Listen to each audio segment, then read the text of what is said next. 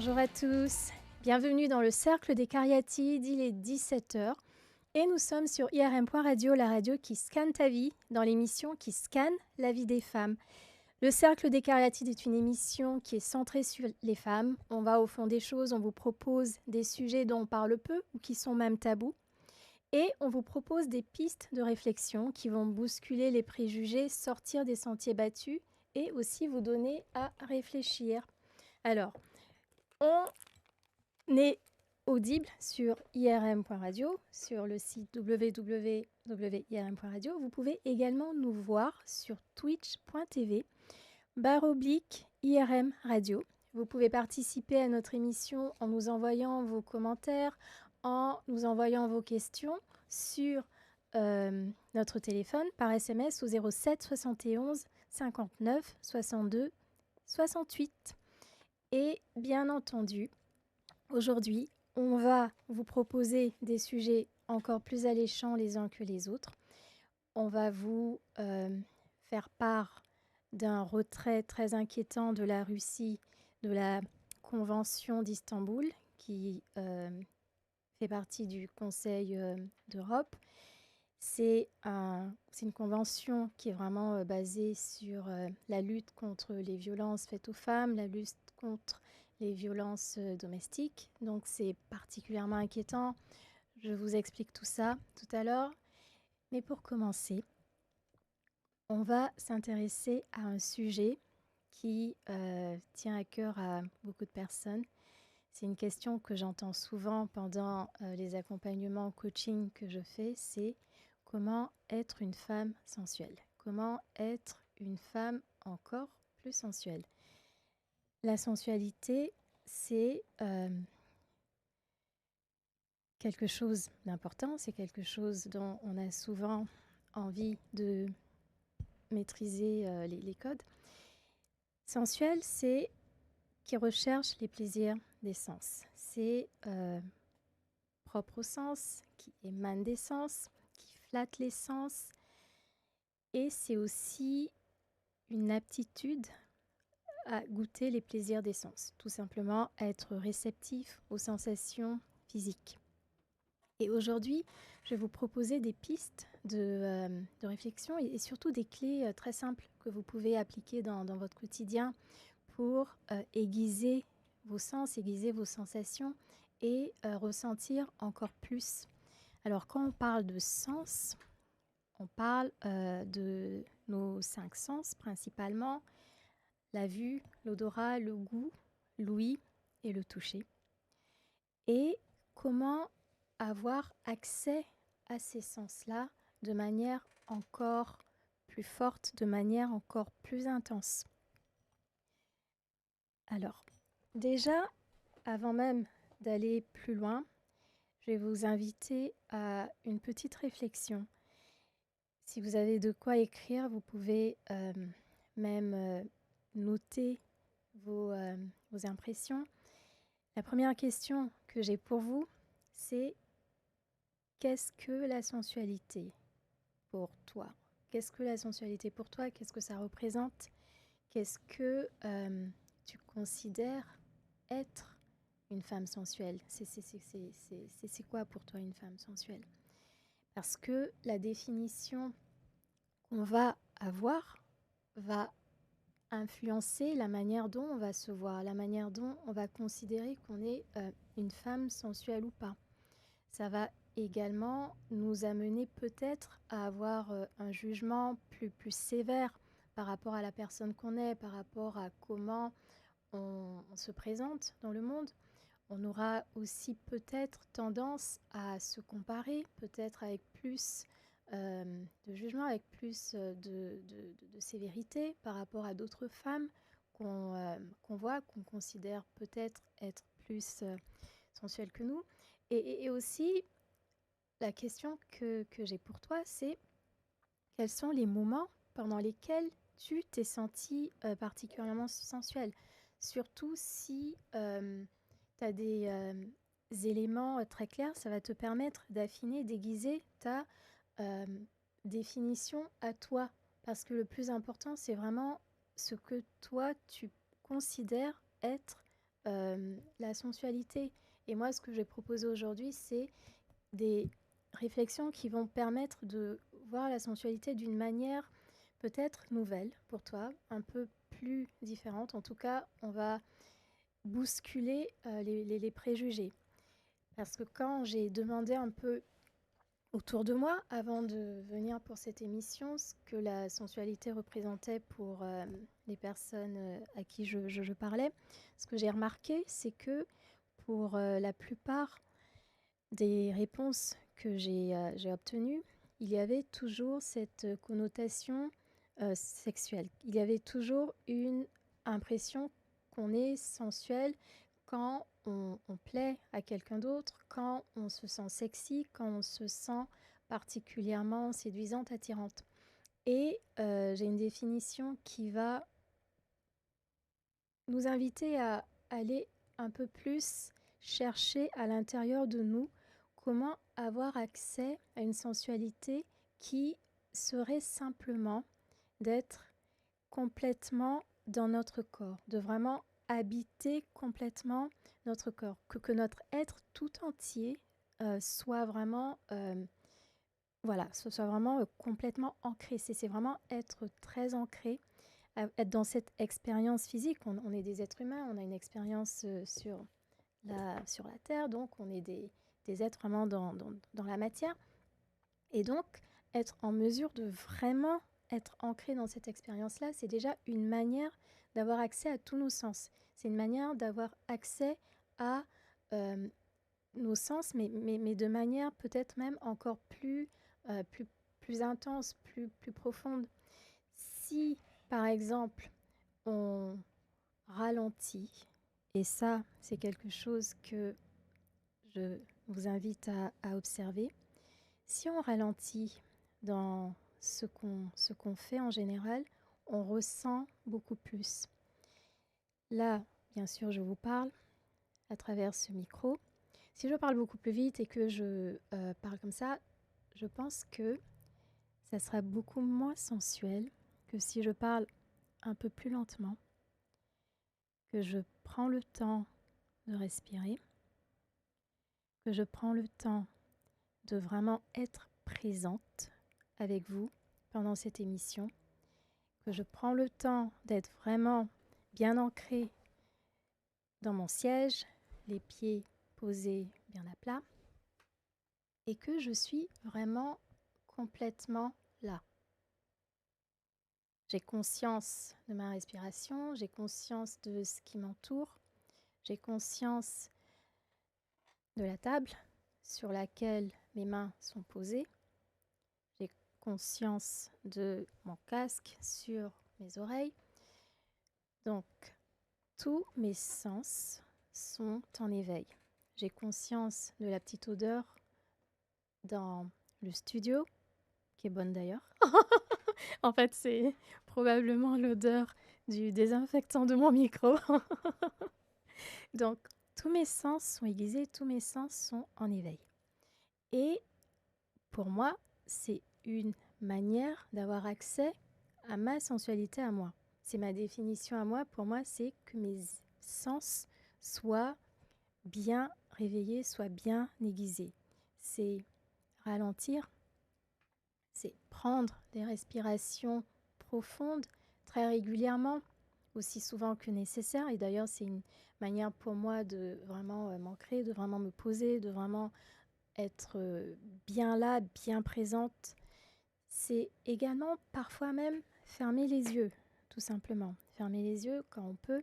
Si on respire, si on respire par exemple le parfum d'une fleur, le fait de fermer les yeux, c'est comme si on ressentait encore plus. Quand on entend une musique qui nous transporte, le fait aussi de fermer les yeux, on ressent un peu plus cette musique-là. C'est un peu comme si le fait de ne pas avoir accès à tous nos sens exacerbait les autres. Ça permettait aux autres sens d'être encore plus aiguisés, d'être encore plus en éveil, d'être encore plus prêts à nous faire part de sensations plus fortes. Il y a également une question que je vous inviterai à vous poser, c'est quels seraient peut-être pour vous des modèles de femmes que vous considérez comme être des femmes sensuelles. Donc, je pense qu'on a tous des exemples, on a tous en tête des personnes qu'on considère être des êtres pleins de sensualité. Et ce que ces personnes font ou ne font pas, en fait, ça peut être aussi une façon pour nous d'accéder à notre propre sensualité, à nous demander est-ce que c'est quelque chose que je fais également spontanément, ou si ce n'est pas le cas, est-ce que c'est quelque chose que j'aimerais peut-être intégrer dans ma façon d'être, dans ma façon de faire. C'est une façon d'être inspirée en intégrant certains éléments, en empruntant certains éléments à d'autres personnes, en les intégrant dans notre vie. Mais bien entendu, ça part de la question du début qui était, pour toi, qu'est-ce que la sensualité? Qu'est-ce que ça représente? Est-ce que c'est une définition qui est assez limitée, qui est plus basée sur ce que tu as entendu? Ou est-ce que c'est une définition que tu as eu le temps de faire par toi-même et que tu as eu le temps d'approfondir, que tu as eu le temps de vraiment adapter à la personne que tu es, tout simplement. Parce que il existe mille et une sensualités et elles sont toutes valides, elles ont toutes leur place. L'important, l'essentiel, c'est vraiment que toi, tu te sentes bien avec ta définition à toi. C'est donc pour moi la sensualité, c'est pas simplement, c'est pas uniquement dans les moments intimes. Donc c'est vraiment savoir habiter son corps complètement, être présente, avoir conscience de comment on se sent même émotionnellement, comment on se sent par rapport à notre tristesse ou notre colère ou notre joie, à avoir conscience. Donc vraiment habiter son corps complètement, c'est être consciente de notre météo intérieure à tout moment, sans vivre de manière inconsciente et en se laissant un peu porter par les événements, sans vraiment prendre le temps de vraiment ressentir pleinement ce qui arrive. Parce que quand c'est le cas, on est déconnecté de notre expérience physique, on est déconnecté de notre corps, qu'on a cette fuite en avant, parce qu'on n'a peut-être pas envie de ressentir si on considère que ce sont des émotions peut-être un peu plus intenses, un peu moins agréables. Et cependant, toutes ces émotions-là font partie du spectre des émotions, et plus on est en mesure de vraiment s'autoriser à ressentir les émotions qu'on considérerait peut-être comme plus intenses, un peu plus sombres, et plus on a accès également aux émotions, aux expériences qui sont également peut-être intenses, mais sur le côté opposé du même spectre et qui seraient des émotions peut-être plus agréables. Donc on a vraiment besoin de s'autoriser ces deux opposés-là du même spectre, parce que c'est vraiment ce qui nous permet de vivre pleinement, de vivre de manière authentiquement et surtout d'avoir accès à tous nos sens. Et c'est la base. C'est la base de la sensualité, c'est vraiment habiter pleinement notre corps, c'est vraiment avoir pleinement conscience de ce qui arrive, de ce qui nous habite, de ce qui nous fait vibrer à tout moment donné. Donc tout à l'heure, je vous parlais de prendre le temps de ralentir. Ça permet aussi d'avoir accès à cette curiosité de se demander, comme je disais tout à l'heure, comment on se sent, mais aussi cette curiosité d'observer tout simplement ce qu'il y a autour de nous. Donc quand on se promène dans un beau paysage, prendre le temps par exemple de ralentir, regarder le paysage, regarder les fleurs, s'arrêter pour respirer, prendre des respirations, ou même respirer les fleurs, observer les détails, avoir conscience de ce qu'il y a autour de nous, observer les détails à l'extérieur, mais aussi observer les détails à l'intérieur. Observer les détails à l'intérieur, observer ce qu'on vit à tout moment. Donc ça aide à aiguiser nos sens en permanence. c'est quelque chose qu'on peut travailler. Pour certaines personnes, c'est inné, avoir accès à cette sensualité à n'importe quel moment.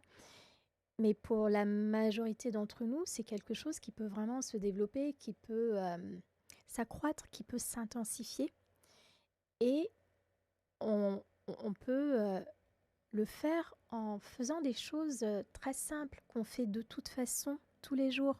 Quand par exemple on prend une douche, comment aiguiser certains de nos sens? Ça va par exemple être en prenant le temps de vraiment sentir le parfum de notre gel douche et vraiment apprécier ce moment-là. Ralentir, je vous promets, c'est vraiment un ingrédient particulièrement important pour avoir encore plus accès à notre sensualité. Donc vraiment prendre le temps de sentir le parfum de notre gel douche. Lorsqu'on prend notre douche, quand on a de l'eau sur la peau, si c'est une douche tiède, ressentir vraiment le plaisir de cette eau tiède ou chaude ou froide sur notre peau et ressentir aussi le plaisir de ce gel qu'on met sur notre corps. C'est déjà deux de nos sens. Là, c'est l'odorat, c'est également le toucher. C'est également l'ouïe. On peut peut-être mettre une musique ou écouter quelque chose qui nous fait plaisir pendant ce moment-là, ou tout simplement se concentrer sur le bruit de l'eau. Tout simplement, c'est quelque chose de très simple que tout le monde fait tous les jours. Donc ça fait déjà 3 sens.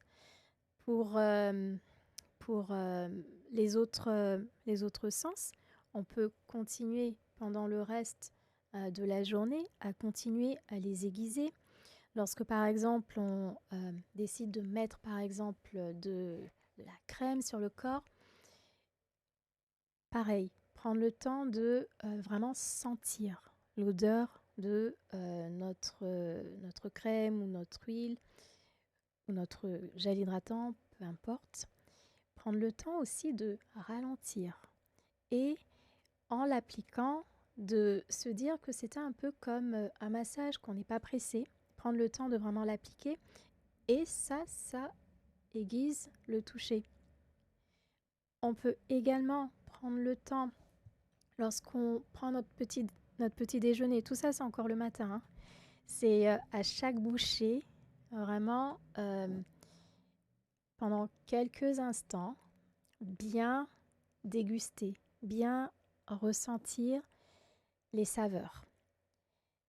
Ne pas manger trop rapidement parce que on perd ce plaisir, on perd cette aptitude à vraiment ressentir vraiment ce qu'on a mangé et c'est un peu dommage. Donc à travers tous ces gestes du quotidien qui sont très simples, ça nous donne déjà des accès pour faire une pratique quotidienne. Et lorsque on prend cette habitude-là, tout devient beaucoup plus sensuel. En fait, toutes les expériences qu'on fait peuvent devenir, si on le souhaite, plus sensuelles. Lorsqu'on se promène dans un parc, le fait de sentir les odeurs de la nature, c'est le printemps, enfin il y a une odeur particulière, ça devient une expérience qui n'est plus banale. Lorsqu'on voit les feuilles qui changent de couleur ou les fleurs qui commencent à éclore, là ça devient la vue, c'est une expérience qui est aussi une expérience sensuelle. Donc vraiment, mon invitation c'est de bousculer ce préjugé que la sensualité n'est que attachée à des moments intimes. Parce qu'on peut vraiment élargir la définition de ce que la sensualité représente. Et en fait, lorsqu'on aiguise nos sens dans le quotidien et qu'on se retrouve dans des moments plus intimes, on est tellement habitué à avoir des sens très en éveil que toutes les sensations sont beaucoup plus intenses, beaucoup plus fortes, beaucoup plus facilement, beaucoup plus naturellement. Pour continuer dans le quotidien, pour le côté toucher, c'est aussi les textures des vêtements qu'on choisit, la texture des textiles qu'on aime utiliser. Ça aussi, ça peut être un moment particulièrement agréable. Si c'est un tissu particulièrement doux ou qui est particulièrement confortable, c'est vraiment agréable parce qu'il y a des tissus qui sont plus rêches, qui sont plus désagréables. Donc, c'est vraiment mon invitation, elle est très simple, mon invitation. Elle est simplement de vous proposer d'utiliser chaque instant, chaque petit moment du quotidien et même votre routine qui peut vous paraître absolument banale et y trouver des éléments pour avoir des sens plus aiguisés, pour alimenter vos sens et surtout pour devenir une femme encore plus sensuelle jour après jour. On a reçu un commentaire que j'ai lu pendant la pause. La question c'est je suis timide, donc pour moi être une femme sensuelle, ce n'est pas possible. Alors ça tombe bien que cette question arrive à ce moment-là parce que une des clés pour être une femme sensuelle, c'est aussi de s'aimer, c'est aussi de prendre confiance en soi, d'avoir confiance en soi. Et d'ailleurs, si vous voulez aller encore plus loin dans ce sujet-là, je vous invite à écouter l'émission de la semaine dernière qui était comment développer l'amour de soi. Là, pendant 1 heure, vous allez vraiment avoir de nombreuses clés que vous pourrez explorer. Mais pour ce qui est de la timidité et de la sensualité, ce n'est pas forcément quelque chose qui serait impossible. On peut être à la fois timide et sensuel. Si on prend la définition que je vous ai proposée tout à l'heure, qui était vraiment de prendre conscience de tous nos sens, de prendre conscience de ce qui nous habite à tout moment donné, là où la timidité peut nous sembler être un frein, en revanche, c'est être présente dans notre expérience, dans la présence d'une autre personne. Être vraiment vue dans notre authenticité, dans notre vérité. C'est peut-être à ce moment-là qu'on peut se sentir un peu plus consciente du fait que oui, on n'est pas seul et qu'on peut peut-être se dire oui, mais j'ai pas tout à fait envie de montrer ceci, de montrer cela, d'être vue comme ci, d'être vue comme ça. Et il y a tout ce dialogue intérieur qui peut avoir lieu. Et bien sûr, on perd cette présence, cette aptitude à être là, maintenant. S'agissant de sensualité et d'altérité, sensualité vraiment avec quelqu'un d'autre, je vous invite à prendre vraiment les éléments de tout à l'heure qui étaient, oui, prendre vraiment le temps d'avoir conscience de tous nos sens, de ce que chaque sens nous donne comme information à n'importe quel moment, à ralentir pour ressentir encore plus ce que nous recevons comme information de tous nos sens. Ralentir par la vue, par exemple. Qu'est-ce que ça signifierait ? Ralentir par la vue, dans un contexte plus intime, ça pourrait simplement signifier prendre le temps de se regarder dans les yeux, mais vraiment longuement, profondément, pas juste un regard furtif. Ça, c'est une façon de ralentir. Ralentir pour le toucher, ça peut être vraiment une caresse plus lente, plus langoureuse. C'est également, bien sûr, prendre le temps d'être vraiment là. Mais en fait, pour chacun de ces sens-là, si on est vraiment à l'écoute de ce que nous recevons comme information, et si nous ralentissons, c'est déjà 2 clés importantes pour se sentir encore plus sensuel et avoir accès à des sensations encore plus intenses, plus agréables. Autre chose pour la confiance en soi, parce que il faut aussi s'autoriser. Il y a un moment où on doit aussi se dire je me donne, oui, cette permission de vraiment être une femme pleinement et de tout ressentir. C'est vrai qu'il y a un moment où ça peut être inné hein, pour certaines personnes et pour d'autres, en fonction des messages reçus dans notre cheminement, dans notre parcours, dans notre vie.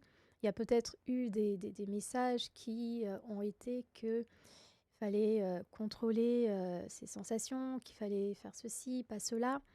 Et donc, il y a un moment où, oui, bien sûr, il y a un travail intérieur qui peut aider à ressentir encore plus. Et bien entendu, cette confiance en soi qu'on travaille dans n'importe quel domaine peut en parallèle être intégrée, être appliquée à n'importe quel domaine de notre vie qui en aurait besoin. Donc le travail d'amour de soi, d'estime de soi, de confiance en soi, dont on a parlé la semaine dernière par exemple avec différents exercices qu'on vous a proposés, tous ces exercices-là, toutes ces possibilités permettent d'avoir encore mieux accès à notre sensualité. Euh, Bien sûr, vous pouvez aller encore plus en profondeur avec l'émission de la semaine dernière. Ce que je vais vous proposer pour aujourd'hui, comme rappel, ça serait d'avoir conscience de qui on est, bien se connaître. Bien se connaître pour se dire véritablement qu'on est quelqu'un de bien, qu'on est quelqu'un qu'on est assez, qu'on mérite de vivre les expériences de la vie dont on a envie, qu'on mérite de vivre notre mission de vie, qu'on mérite d'avoir accès à cette sensualité qu'on désire, qu'on mérite de ressentir autant qu'on le souhaiterait.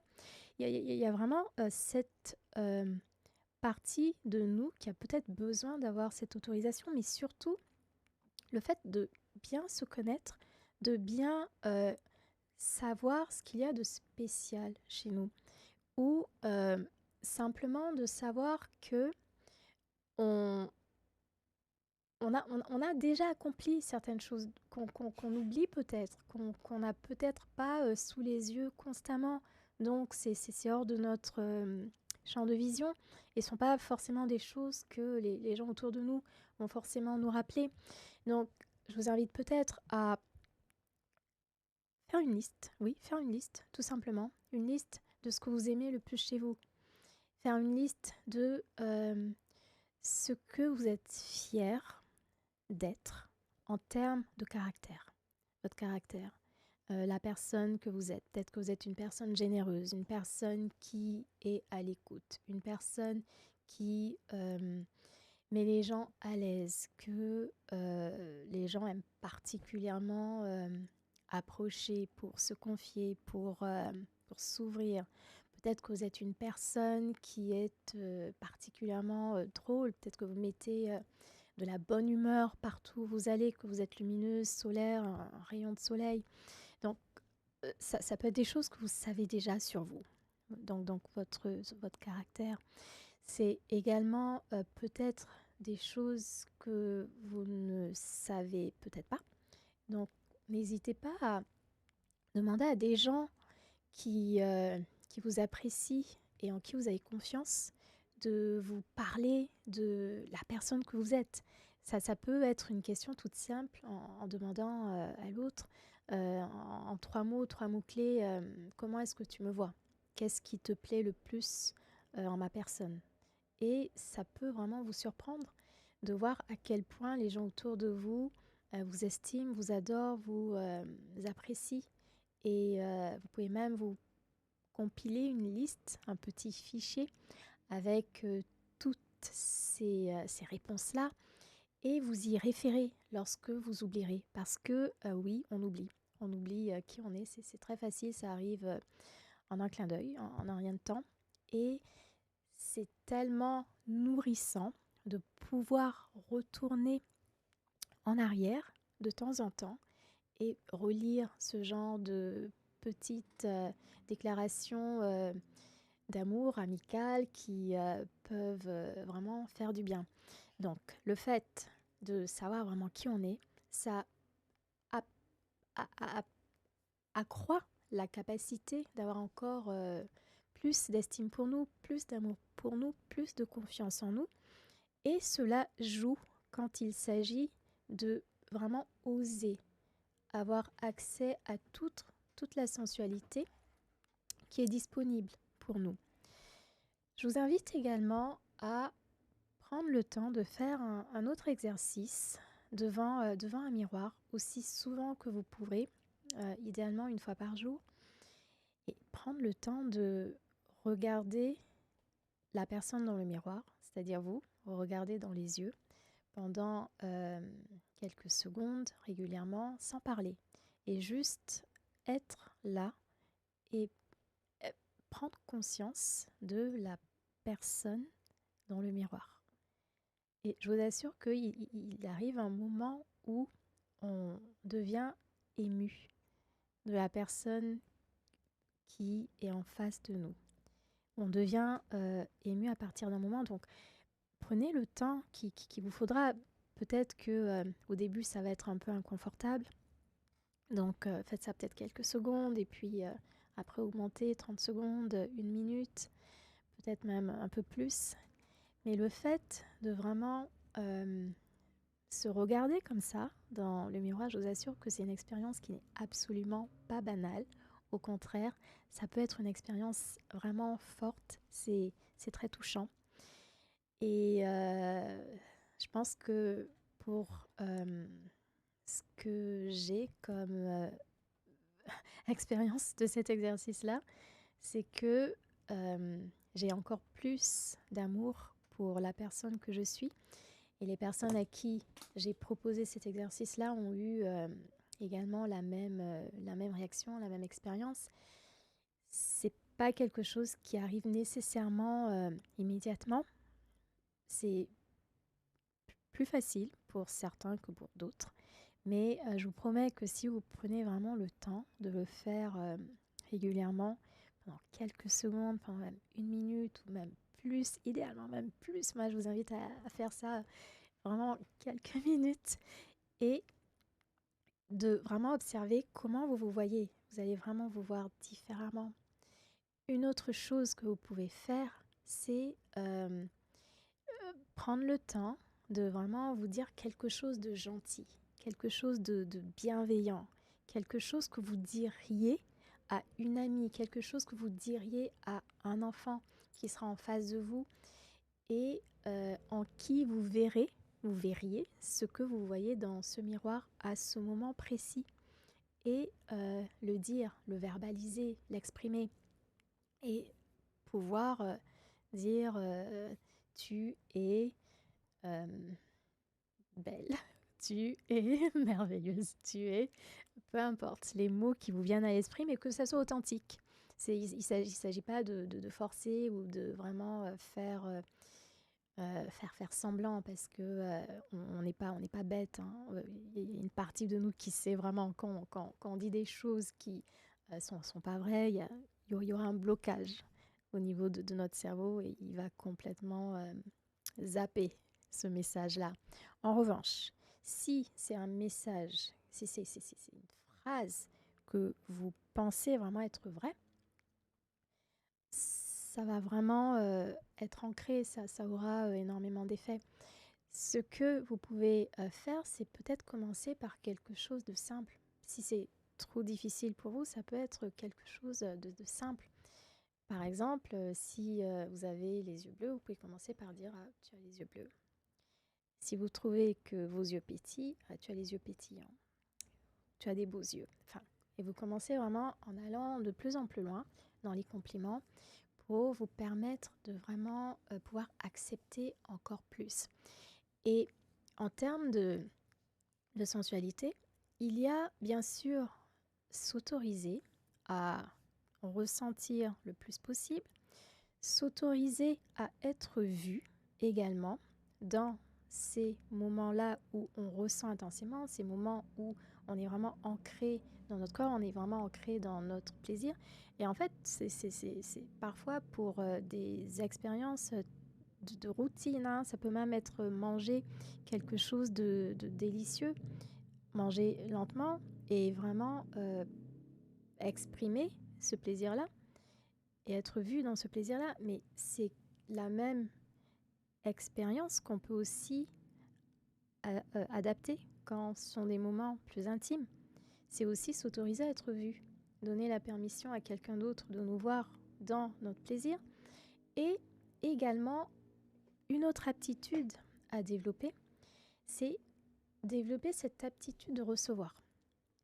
Développer cette aptitude de recevoir la bienveillance de quelqu'un d'autre, la générosité de quelqu'un d'autre, parce que ça permet aussi de recevoir à travers nos sens, recevoir ce qu'on nous donne. Donc là, je parlais d'intimité, mais recevoir, c'est également quelque chose qu'on travaille dans le quotidien. C'est recevoir, par exemple, un compliment.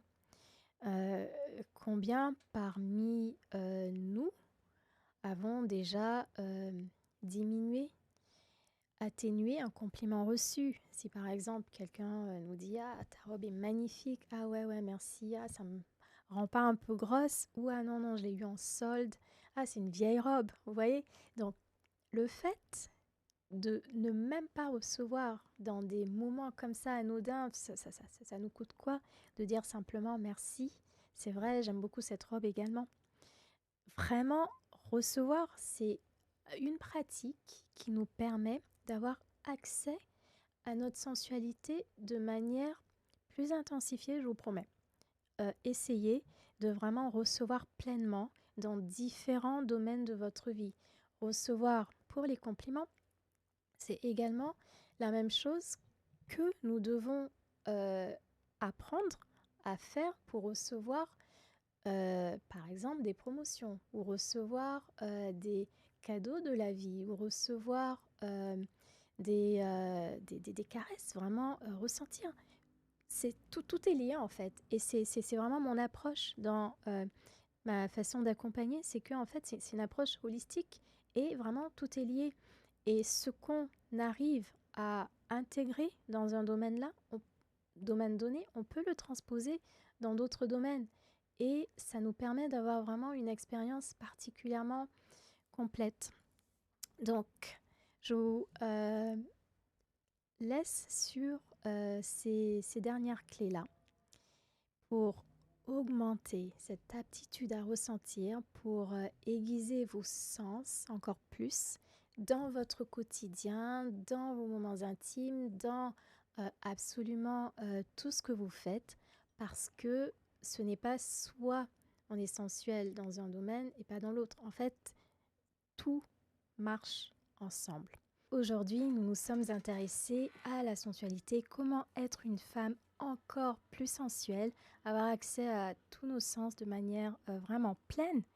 Et pour pouvoir y accéder, pour pouvoir se sentir vraiment à l'aise, pour pouvoir s'autoriser à vraiment être une femme sensuelle, il faut aussi être dans des conditions, être dans un environnement où on sent qu'on est en sécurité, où on sent qu'on a la permission d'être vraiment une femme sensuelle. Et cela m'amène à partager avec vous un coup de gueule, une mauvaise nouvelle. Ce week-end, ce vendredi 19 mars 2021, il y a eu un décret présidentiel en Turquie. Le président Erdogan a décidé de sortir la Turquie de la Convention d'Istanbul.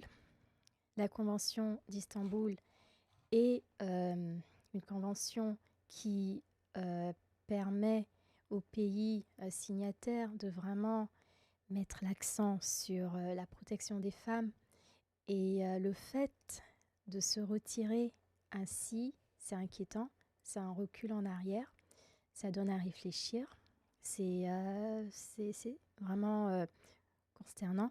C'est une décision qui a suscité la consternation de la communauté internationale, qui a suscité des marches à Istanbul, en Turquie, et même ailleurs dans le monde. La Turquie était le premier pays à ratifié la Convention d'Istanbul il y a une dizaine d'années. Et je vais vous rappeler un peu ce que cette convention représente. La Convention d'Istanbul, c'est un nouveau traité historique du Conseil de l'Europe qui ouvre la voie pour la création d'un cadre juridique au niveau pan-européen pour protéger les femmes contre les formes de violence et surtout prévenir, réprimer et éliminer la violence contre les femmes et la violence domestique. C'est donc un traité historique du Conseil de l'Europe. Le Conseil de l'Europe, c'est la principale organisation de défense des droits de l'homme sur le continent européen. Il comprend 47 États membres, notamment tous les membres de l'Union européenne. Et tous les États membres du Conseil de l'Europe ont signé la Convention européenne des droits de l'homme. C'est un traité visant à protéger les droits de l'homme, la démocratie et la primauté du droit. Alors, c'est considéré comme une provocation du président turc pour la communauté internationale. Il y a eu des réactions partout dans le monde. Le président américain Joe Biden, dans un communiqué, a estimé que c'est un pas en arrière extrêmement décourageant pour le mouvement international contre les violences faites aux femmes. La secrétaire générale du Conseil de l'Europe a évoqué pour sa part que c'est une décision absolument dévastatrice. En France, Jean-Yves Le Drian, le ministre des Affaires étrangères français, a déploré un recul des droits préoccupant.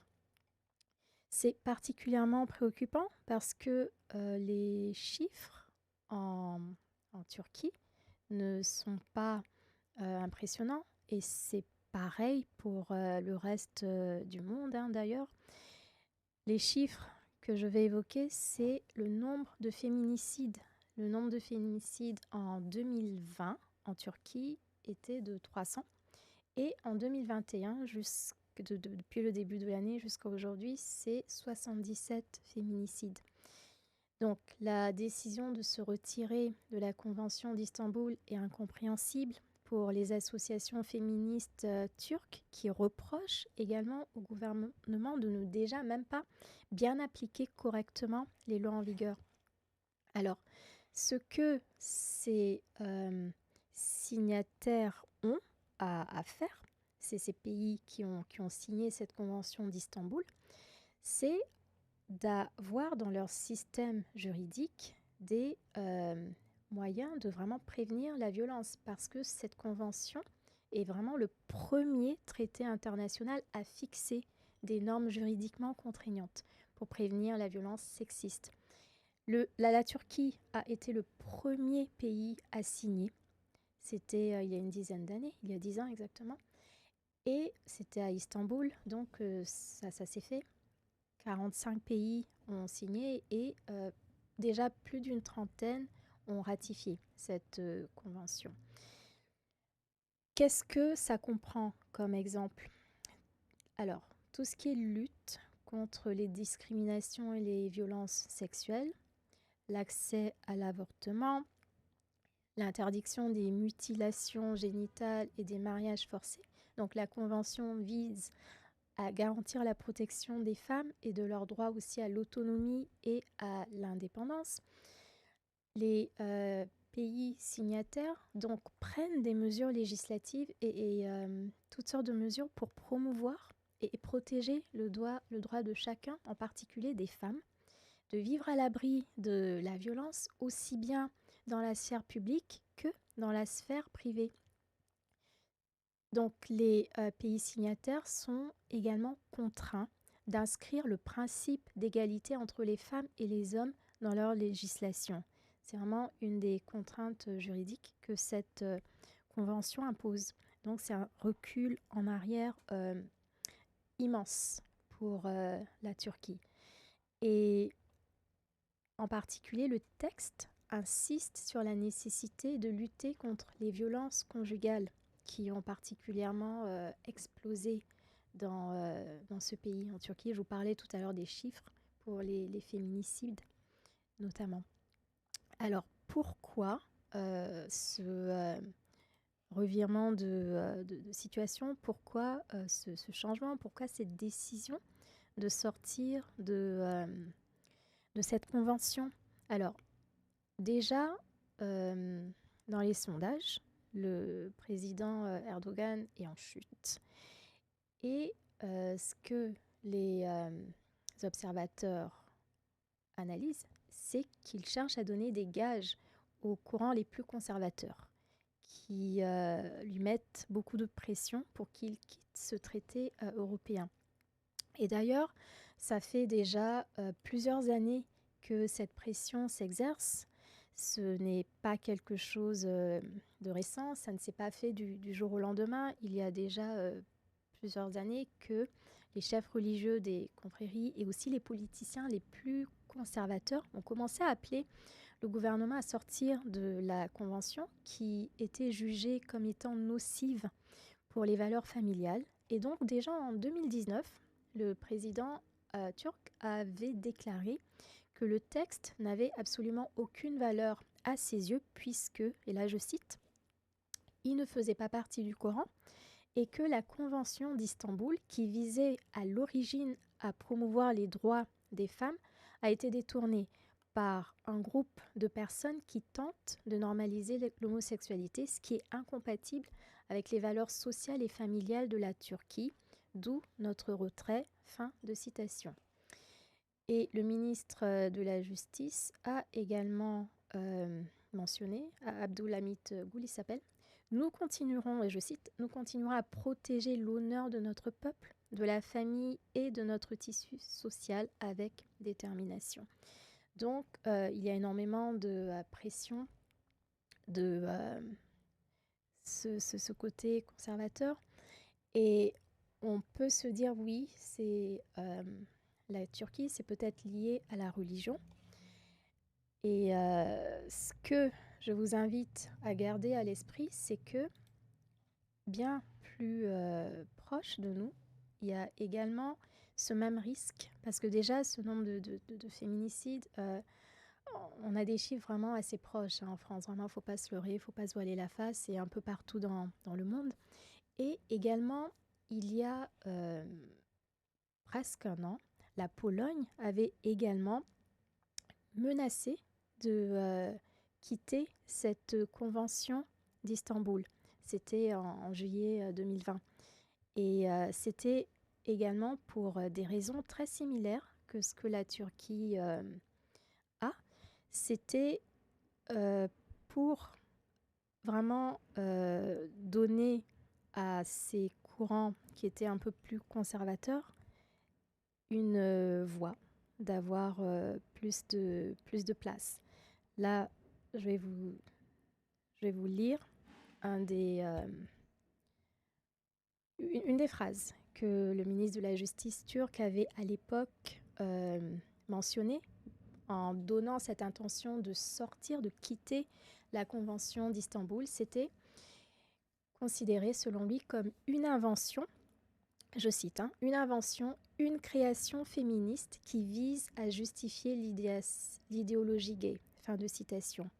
Et donc, il a également mentionné que, là je cherche le texte, la phrase exacte, la réponse qui a été donnée par la secrétaire générale du Conseil de l'Europe, c'était que quitter la Convention d'Istanbul serait fortement regrettable et serait un important recul dans la protection des femmes contre la violence en Europe.